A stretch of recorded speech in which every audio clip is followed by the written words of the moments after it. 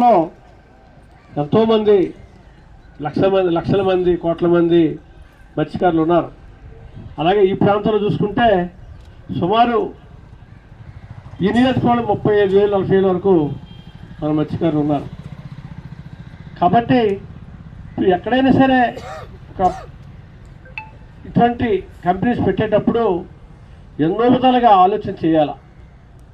ఆలోచన చేస్తూ, ఎందుకంటే విషపూరితమైంది. మరి ఏ కంపెనీ పెట్టే మనం వింటున్నాం, చూస్తున్నాం. సముద్రంలోకి విడిచిపెడతారు ఈ వ్యర్థ పదార్థాలు.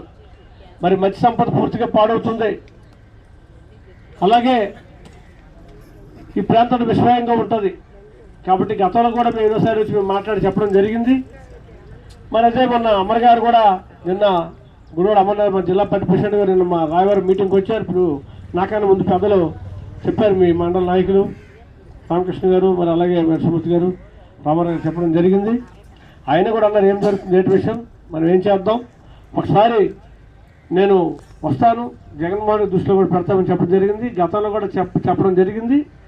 ఇప్పుడు కూడా చెప్పి అతన్ని కూడా జగన్మోహన్ రెడ్డి గారిని కూడా మన మాజీ ముఖ్యమంత్రిని కూడా ఇక్కడికి తీసుకొచ్చే పరిస్థితి మేము చేస్తామని తెలియజేస్తున్నాను. అలాగే గతంలో ఈ పాయకరపేట ఈరోజు గెలిచిన ఎమ్మెల్యే గారు హోంమంత్రిగా ఉన్నారు. గతంలో ఏం మాట్లాడారో అందరూ కూడా స్క్రోల్ అయ్యింది, మన సెల్ ఫోన్లో చూసాం. ఇదంతా ఈ ప్రాంతం మత్స్య సంపద పోద్ది, విస్ఫూరితమైపోద్ది, జబ్బులు వస్తాయి, ఇటువంటి కంపెనీలు పెట్టకూడదు అని చెప్పడం జరిగింది.